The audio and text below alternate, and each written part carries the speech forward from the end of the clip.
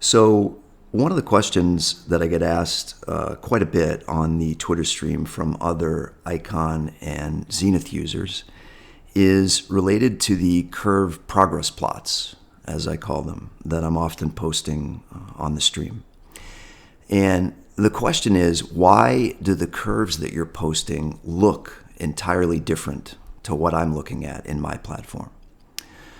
And the answer is pretty much anytime I'm posting anything on the stream, I'm almost always doing so from my iPad using the Icon web client as opposed to the desktop client. And it's true, some of the apps, including the Curve Chart app, do look a bit different in the browser-based client, at least aesthetically, though the functionality is pretty much the same. So I thought what I would do is a quick video showing you how to set up one of these curve progress plots yourself using the Icon web client. So here's what the main Curve Chart app looks like in the web client when you first open it. You can access it from the main menu, just like you would in the desktop client under charting. And this is it right here. I'm also often asked about Refinitiv RIC codes and whether, of all things, I have any advice on how to memorize them all, which is pretty laughable when you consider the scale of such an undertaking. No is the answer. Though I would add that the search engine's pretty intuitive. So I guess if I had any advice, it would just be start typing. And chances are you're going to find what you're looking for. In fact, I'd go so far as to say I don't think I've ever not found what I was looking for using that process. And I guess we'll have a chance to test that theory now as we add a curve using the search engine. We're going to use the U.S. Treasury curve as our example. And that reminds me, Refinitiv does have certain keywords that they use to describe certain groups of things or markets, one of which is any of the government fixed income markets around the world. They use the term benchmark to describe those. Another example would be any of the forward term structure markets like short-term interest rates or crude oil or grains.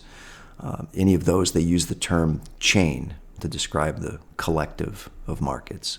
So if you familiarize yourself with some of these keywords, it'll definitely help when you're using the search engine. So we're just going to start typing US benchmark. And as you can see, before I even finish typing, it's already suggesting what we want right here. Here's our Treasury curve. I'm going to go ahead and add that. And as you can see, it defaults to a real-time plot, but you can choose historical or rolling. The first thing to know about the real-time plots in this app is that they're always a solid color line. And as you can see, you can actually mouse over the various tenors and see the yield, which is nice. Now, I could add our historical comparison plot here, right in the same pane. And you should know that any of the historical curves are always a dashed line in this app so that you can differentiate from the real time. I'm not going to add it here because if I did, the historical plot is going to be in the same color. So typically what I'll do on the stream is I'll just add another curve so it's in a different color and easier to see. So let's go ahead and do that. So again, we're just going to start typing US benchmark. And as you see, before I even got to the second word, it's already suggesting what we're looking for as the first choice now, because we already used it once and it's guessing maybe we want it again. And in this case, they're right. So we're going to go ahead and add that. And we're going to change this to historical. And we're going to pick a date. So let's go back to the first Friday in September. Go ahead and add that. And now, as you can see, we've added the curve with the dashed line, letting you know that it's historical, which is the curve as of the SEP jobs report. So we can see here the big relative increase in yields since then. out back, of course, from the 10s out, which you're all well aware of. One other thing I should mention is all these curves are going to default to plotting bid yield, as they should. 99% of the time, that's what you're going to be looking for. But should you want to plot curves in a different flavor, you do so here. So if you want to plot duration or convexity, swap spreads, whatever you want, this is where you would do that. We're going to leave it at bid yield, obviously. Let's go ahead and add a third curve. And again, we're just going to start typing US benchmark. And once again, it's giving us what we want as the first suggestion. So we'll go ahead and add that. And we're going to change it to historical. And we're going to pick another date. And this time we'll do the excuse me, first Friday in October. So now we've added another historical curve as of the OCC jobs report. So we got the curve as of the SEP jobs report, as of the OCC jobs report, and we actually pulled back a little bit shortly after, but now we're marching forward again, and here's the curve now. So that's how you set up the curves. One last thing I should mention is up here at the top, you could see that our original parent curve in real time does not have a date because it's real time, it doesn't need one. But the two historical curves that we've added do in parentheses. But you've also probably noticed that the date is actually 1 day prior to the dates that we selected. I'm not entirely sure why they do this. I'm guessing it's so that when you add your historical plots, they're as of the date that you selected. In other words, inclusive of. But you should definitely know that that happens in case you're trying to do something really granular. Most of the time, it's probably not going to matter. But if you need to be really specific about the dates, you definitely got to know that that goes on. Okay? Next up, I'll show you how to plot the spreads. So the whole point of setting up these comparison plots, of course, is to track changes, right? Between key data releases, like we're doing here with the jobs reports, Fed meetings, minutes, whatever point in history you want. And the most useful way, in my opinion, to track these changes, again, in whatever tenor, whatever curve you're looking at, is to plot a spread, right, in net basis points. And to do that in this app, you find it here under curve settings and spread. And you see right away it defaults to putting our original real-time parent curve on top. And then there's a drop-down menu below where we could select for comparison either the curve as of the SEP jobs report or as of the OCC jobs report that we added. So let's go ahead and display the spread. You should also note in this app the spread is always a histogram plot. Just like above, you can mouse over the various tenors and see the spread in basis points. So we see here at the 10-year tenor, since the SEP jobs report, up 67 basis points and change. And of course, we could change to compare as of the OCC jobs report. Front of the curve, very different. Back to the 10-year tenor, since the OCC jobs report, up 6 basis points and change. To be honest, though, if I'm not just plotting raw curves and I do need to plot a spread, I don't tend to use this app for hopefully obvious aesthetic reasons. For some reason, you can't resize or move the spread pane. It just kind of jams it up here into the center of the screen, and in doing so, it squashes the curves up here, and it's just kind of hard to look at. For that reason, there's actually another more aesthetically pleasing curve app that's accessible in the web client that I prefer to use. Those of you have seen it many times on the stream. So I'll show you how to find that and set it up next. Okay, so here's what the more spread plot friendly curve app looks like in the web client when you first open it. I don't know whether you can access this in the desktop client or not, as I never looked, but in the web client, you'll find it by typing curve chart preview in the main search bar. So we'll do that now. You can see once again before I'm done typing, find it right here. It defaults to plotting a real-time U.S. Treasury curve and a real-time EU curve. When you first launch it, let's go ahead and get rid of the EU curve. So we're left with the original real-time Treasury curve that we started with.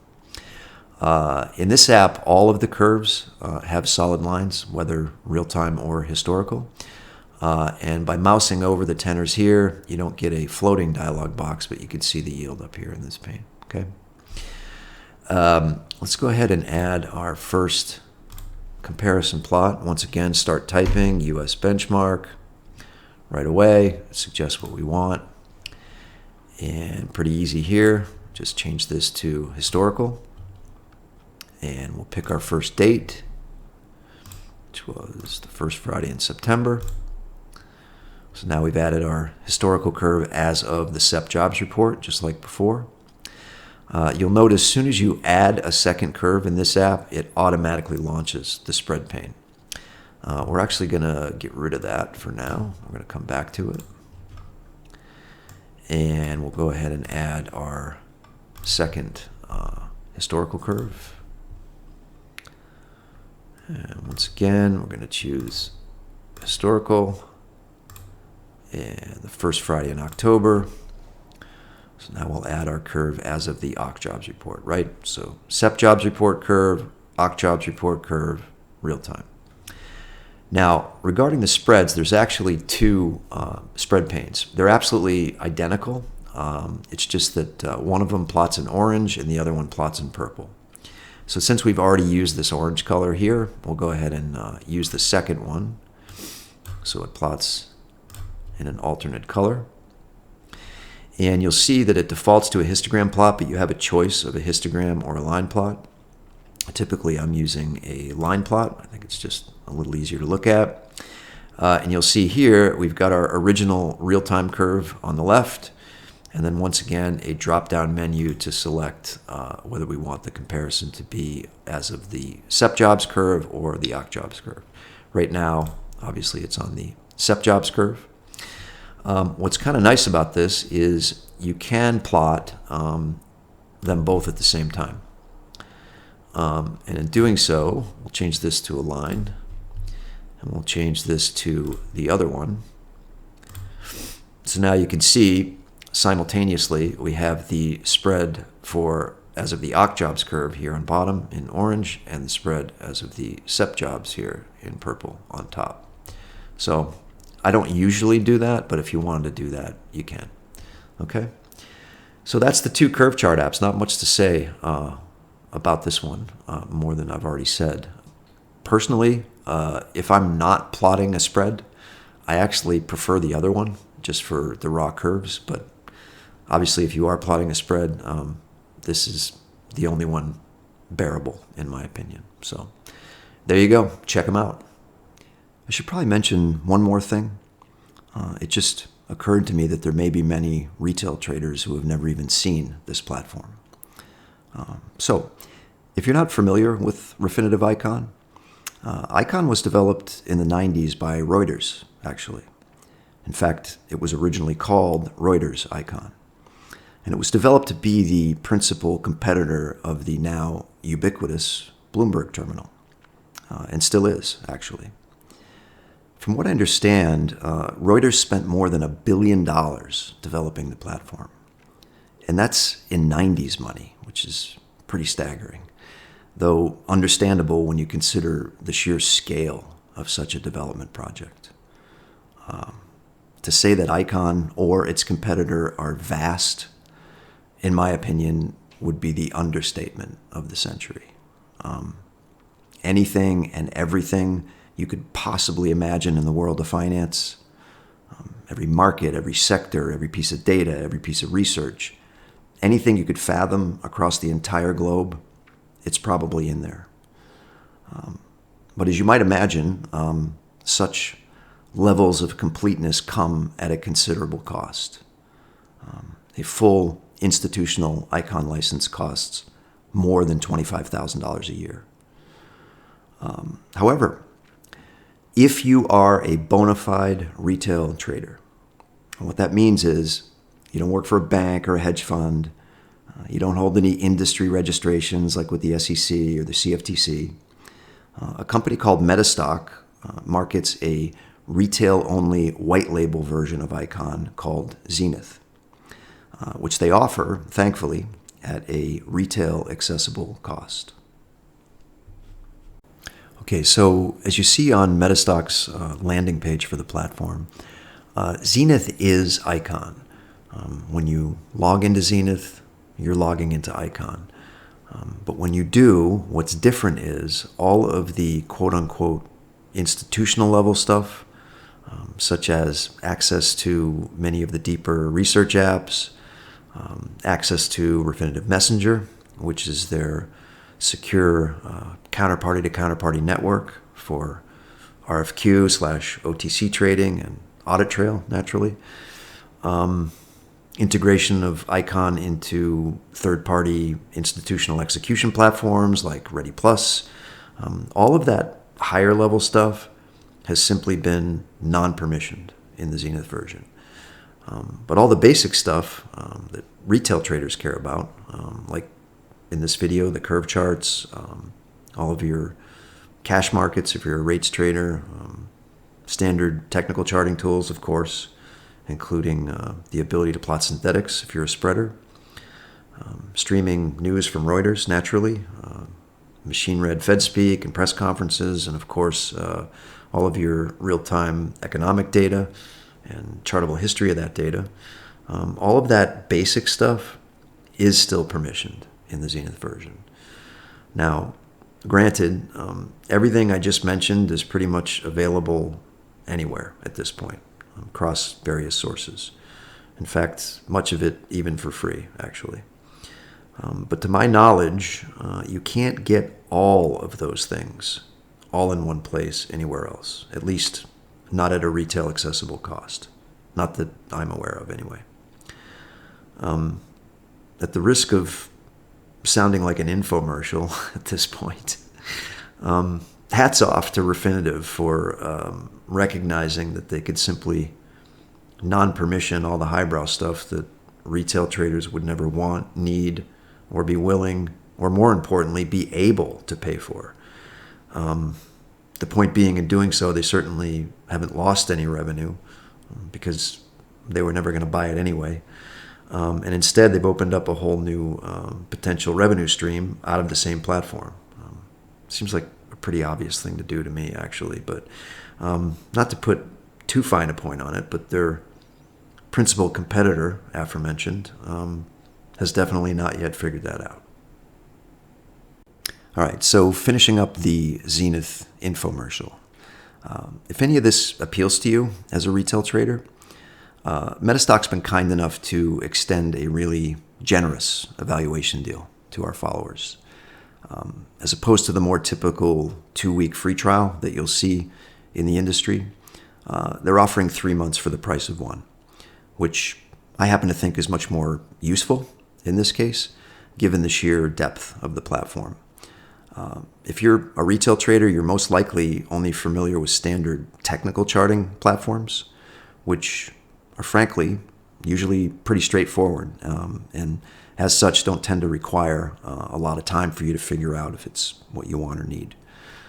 Again, if this is your first time ever encountering a professional level financial analysis platform, in my opinion, you'd be thankful for the extra time to explore all that's there and decide how you might want to use it.